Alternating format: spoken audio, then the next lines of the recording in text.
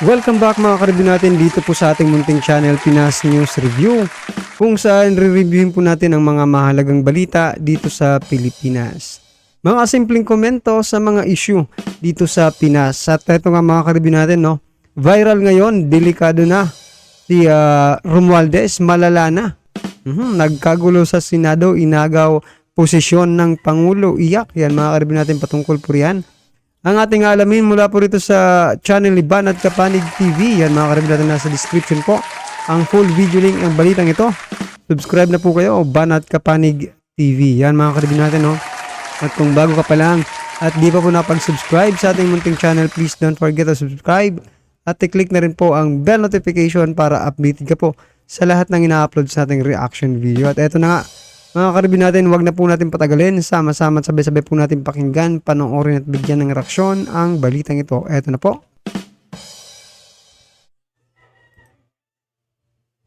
Parang lagi po on demand, lagi pong may nagaganap dito ngayon sa House of Representatives na pinamumunuan po ni Martin Romualdez. Parang lahat po ng pinag-uusapan sa Pilipinas ay narito po nakasentro ngayon sa House of Representatives. Tignan po natin, no? Suriin po natin, parang ang sentro po ng gobyerno ng Pilipinas nasa sa House of Representatives na po at hindi na po sa Malacanang, dahil lahat po araw-araw mayroon pong pinag-uusapan na malalaki ha.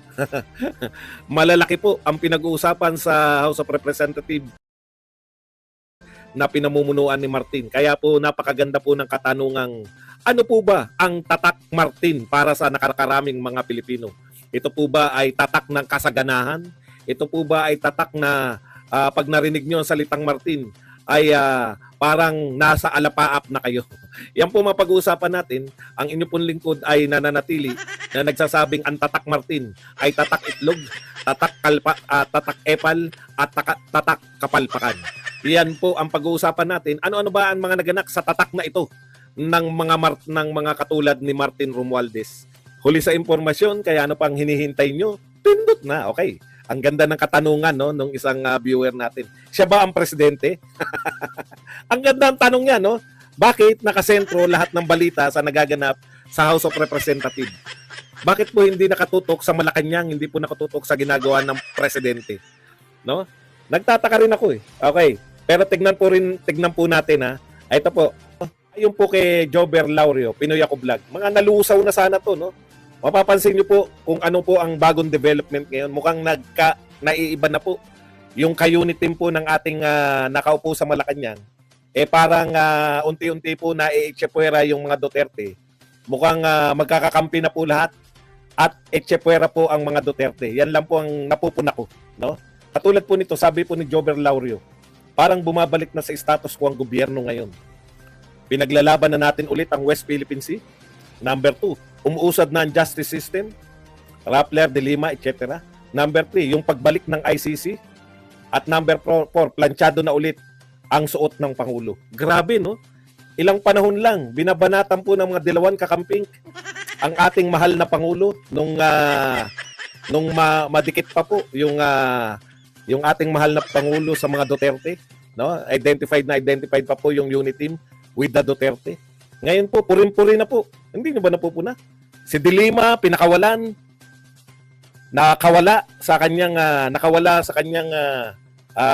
taon na pagkakakulong. Ang inatake, Duterte. No?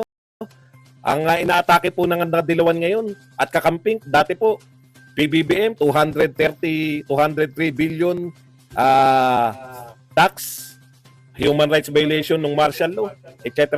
Ngayon, Duterte. So yan nga po mga karibin natin, no? Buti napansin rin ni Sir Badong.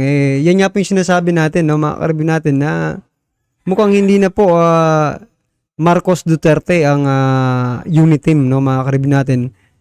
Parang ang nangyayari ngayon, Marcos Romualdez, Dilawan, no, yung mga nagiging unit team, mga karibin natin. Bakit po? Kasi, di ba? Isipin mo mga karibin natin, yung mga Dilawan nabubuhay muli, nabubuhay sila muli ngayon, no?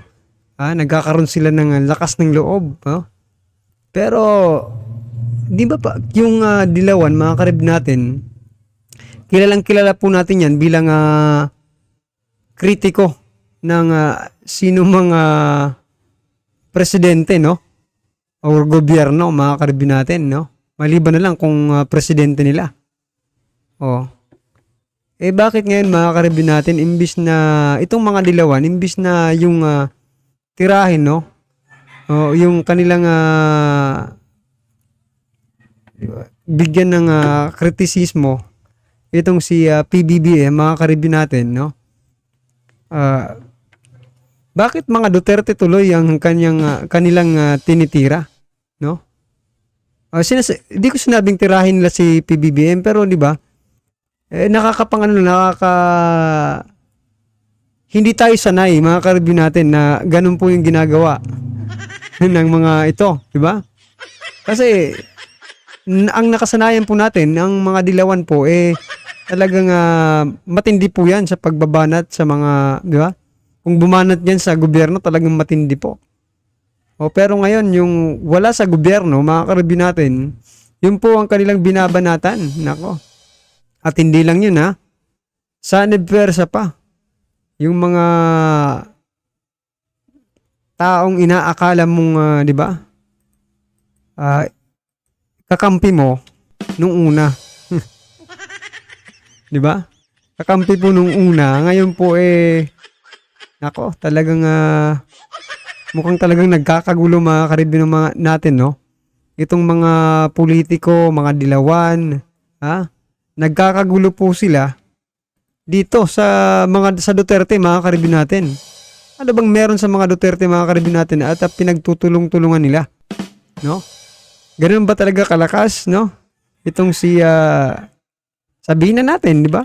Itong si VP Sara, di ba? Ganun ba kalakas para atakihin ng lahat?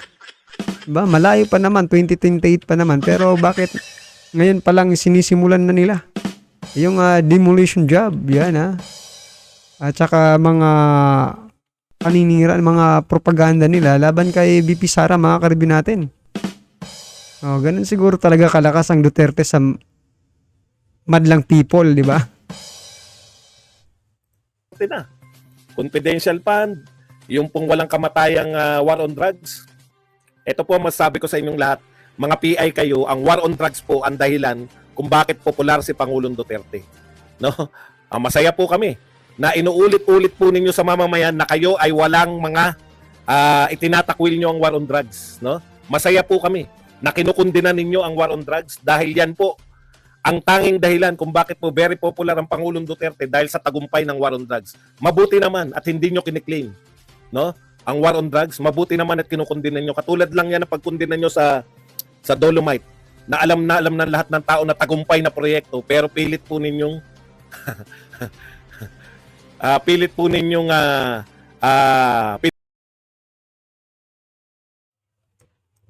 Maliban po dyan sa Dolomite, mga karibin natin, no? Maliban po sa war on drugs, di ba? Sa sinasabi ni Sir Badong, no? Mga karibin natin, iisipin niyo na lang, mga karibin natin, sa dami-dami ng naging presidente ng ating bansa, mga karibin natin. Sa panahon lang po ni dating Pangulong Duterte, mga karibin natin, luminis ang Manila Bay, mga karibin natin, Doon natin nakita na talagang may pagkakaisa ang taong bayan, no?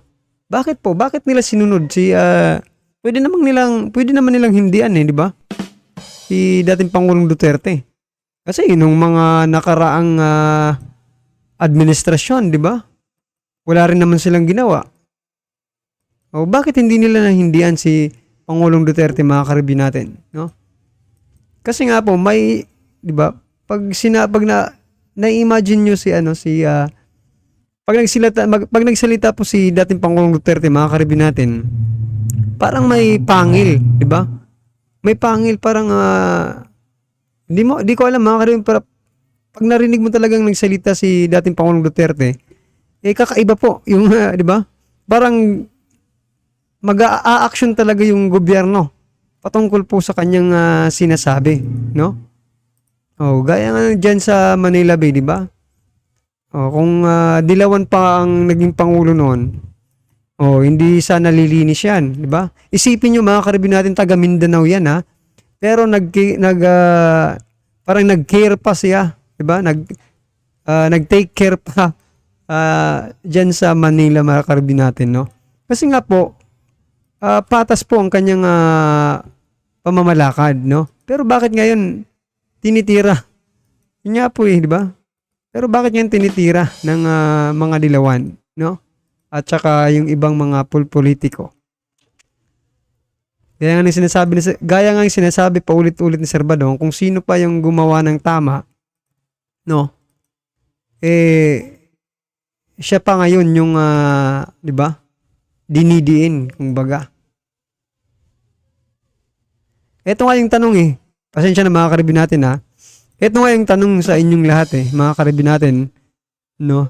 Doon sa mga dilawan na hanggang ngayon naniniwala pa rin sa mga dilaw, mga karibin natin, no? Ang tanong nga po hindi ba kayo naging masaya sa panahon ni dating Pangulong Duterte? Hindi ba kayo naging masaya na safe kayong lumalabas? Anumang oras ng gabi or anong oras, di ba? Oh. Kaya nga po di ba? Hindi po ba kayo naging masaya sa panahon ni Pangulong? Sa bagay, COVID noon talagang medyo yung tao, di ba? Medyo problemado talagang lahat nung panahon yun. Pero nalampasan po natin, mga karibin natin At sigurado po akong lahat ng tao sa Pilipinas, no? Mapaano ka mang kulay, di ba? Nakatanggap ka po ng ayuda ng gobyerno natin. Sa panahon po yan, na walang pinipili talaga, di ba? Sa panahon po ni dating Pangulong Duterte. Nasasama, no? Ganyan po ang war on drugs. Akala nyo ba yung pangkaraniwang mamamayan nabuboto sa 2028?